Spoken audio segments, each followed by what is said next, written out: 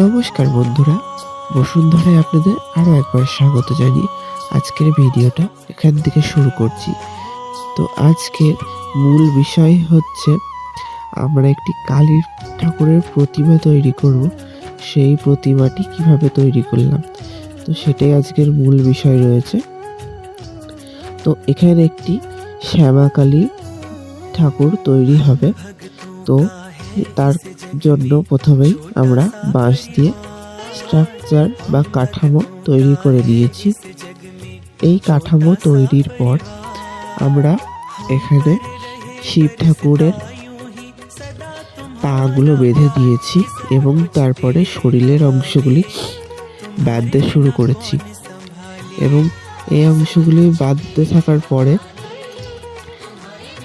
এই ঠাকুরটির স্ট্রাকচার অনুযায়ী এর পাশে একটি অসুরও হবে, মানে এক সাইডে একটি শিব ঠাকুর এবং অপর সাইডে একটি অসুর। তো দুই সাইডে দুজনকে বেঁধে দেওয়া হচ্ছে। শিব ঠাকুরটি বাঁধা হয়ে গেছে এবং এইদিকে অসুরের পাটটুকুনি বেঁধে নেওয়া হচ্ছে। তো বডির স্ট্রাকচারটুকুনি বেঁধে নেওয়ার পর হাতগুলো ঠিক এইভাবে শক্ত করে দড়ি দিয়ে দিয়ে টেনে টেনে বেঁধে নিতে হবে। কারণ টেনে টেনে যদি আমরা না বাঁধি এই খড়গুলো কিন্তু খুলে যাবে, তখন কিন্তু মাটির স্ট্রাকচার ঠিকঠাকভাবে দেওয়া সম্ভব হবে না। তো শিবের স্ট্রাকচার তো আগেই তৈরি হয়ে গেছে, এরপরে আমরা অসুরের স্ট্রাকচারটুকুনি তৈরি করে নিচ্ছি এবং একটি হাত তৈরি হয়ে যাওয়ার পর আমরা অপর হাতটি ভালো করে বেঁধে দেব। তো এরপরে আমরা কালী ঠাকুরের যে খড়ের স্ট্রাকচারটা সেটা শুরু করব। তো আপনাদের যদি ভিডিওটা ভালো লেগে থাকে অবশ্যই আপনারা লাইক করে দেবেন এবং সাবস্ক্রাইব করবেন। যদি আপনারা চ্যানেলে নতুন এসে থাকেন অবশ্যই সাবস্ক্রাইব করে পাশে থাকা বেল আইকনে অল প্রেস করে রাখবেন, যাতে আমাদের তৈরি নতুন নতুন ভিডিওগুলো সবার প্রথম আপনাদের কাছে পৌঁছে যায়।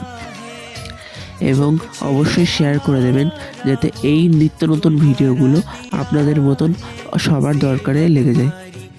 তো বলতে বলতেই আমাদের কালী ঠাকুরের পায়ের দিকে স্ট্রাকচারটা তৈরি হয়ে গেছে।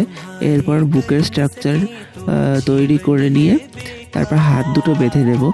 তো হাত দুটো বেঁধে নেওয়ার জন্য দুই পাশে এরকম খড় বা বিচুলি এরকমভাবে বের করে রাখতে হবে এবং সেগুলোর সাথে অল্প অল্প করে খড় বা বিচালি যোগ করে করে দড়ি দিয়ে টেনে টেনে বাঁধতে হবে। তো তোমরা দেখতে থাকো কীরকমভাবে এখানে খড় বা বিচালি যোগ করা হচ্ছে এবং দড়িগুলো দিয়ে কীভাবে বাঁধা হচ্ছে। ভালো করে মনোযোগ দিয়ে দেখতে থাকো, তাহলেই তোমরা অবশ্যই এগুলো ভালোভাবে শিখতে পারবে। দেখো এইভাবে ঠিক টেনে টেনে বাঁধতে হবে। তো যদি ভিডিও ভালো লেগে থাকে অবশ্যই সাবস্ক্রাইব করে পাশে থাকবে বন্ধুরা। তোমাদের একটা সাবস্ক্রাইব এবং একটি কমেন্ট আমাদের ভিডিওর নিত্য নতুন ভিডিও তৈরি করতে অনেক আগ্রহী করে তোলে। তো অবশ্যই যদি তোমাদের ভিডিও কেমন লাগছে এবং তোমরা কীরকম রকমের ভিডিও দেখতে চাও সেই রকম অবশ্যই কমেন্ট করে যাবে। তো এইভাবে টেনে টেনে বেঁধে দিতে হবে। বারবার করে বলছি, যদি টেনে টেনে করে না বাঁধা হয় তাহলে কিন্তু ঢিল হয়ে যাবে এবং স্ট্রাকচার ভালো হবে না। তো আমাদের সামনের দিকে দুটো হাত বাঁধা তৈরি। এরপরে আমরা ওপরের দিকের যে দুটো হাত আছে সেই হাত দুটোকে এরকম আলাদাভাবে বেঁধে নেব। তো এই আলাদা করে বেঁধে নেওয়ার পরে হাত দুটোকে আমরা জুড়ব। তো দেখো কিভাবে হাত একটি সরু হাতটাকে আস্তে আস্তে বিচুলি এবং দড়ির মাধ্যমে সেটাকে মোটা করা হচ্ছে। ঠিক এরকমভাবে অল্প অল্প করে বিচুলি দিয়ে সেটাকে কিন্তু বেঁধে নিতে হবে যাতে জিনিসটা শক্তপোক্ত হয়। এইভাবে আমরা দুটো হাত তৈরি করে নেব আস্তে আস্তে। ঠিক এরপরেই আমরা পেছনের দিকে হাত দুটোকে ধরে ভালো করে শক্ত করে দড়ি দিয়ে বেঁধে নেব এবং এই শক্ত করে দড়ি দিয়ে বেঁধে নেওয়ার পর পেছন দিক থেকে ছোট ছোট গোজ মেরে দেবো যাতে সেগুলো ঢিল না হয়ে যায়। আর এভাবেই ভালো করে বেঁধে নিতে হবে যাতে সেগুলো খুলে না যায়। আর এরই মধ্যে মাটি কিন্তু ভালো করে তৈরি করে নিতে হবে, ভালো করে, যাতে সেই মাটিতে কাঁকড় বা বালি পদার্থ কিছু না থাকে। তো এইভাবে মাটি তৈরি করে নেওয়ার পর আমরা প্রথমে খড় মাটি অর্থাৎ মানে প্রথম যে লেয়ার হয় মানে খড় পোছা যেটাকে বলে সেটা করে নেওয়ার পর আমরা এক মেটে শুরু করব, অর্থাৎ তুষ মাটি দেওয়া শুরু করব। তো এখানে তুষ মাটিকে এক মেটে বলা হয়েছে। তো প্রথমে গলা বা বুকের স্ট্রাকচার দিয়ে আমরা শুরু করেছি।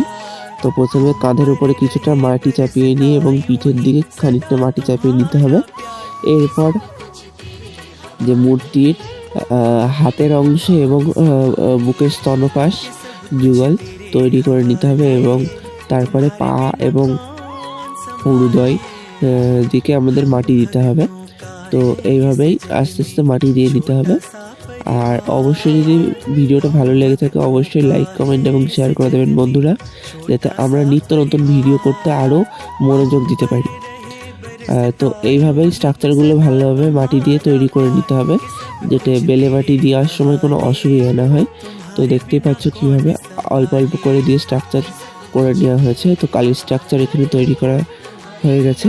এরপর শিবের স্ট্রাকচারটা তৈরি করে নিতে হবে। তো আজকের ভিডিওটা এই পর্যন্তই থাকবে। নেক্সট পার্ট খুবই তাড়াতাড়ি আসতে চলেছে। তো শিবের স্ট্রাকচার তোমরা দেখতেই পাচ্ছ, শিবের স্ট্রাকচার তৈরি হয়ে যাচ্ছে।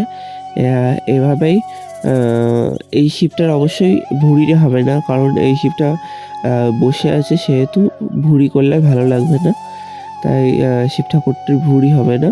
এইভাবেই শিয়াল এবং অসুর যেটা আছে সেটাকেও তৈরি করে নেওয়া হবে এবং আমাদের সেকেন্ড পার্ট আসছে খুব তাড়াতাড়ি। ধন্যবাদ বন্ধুরা, আজকের এইটুকুনি।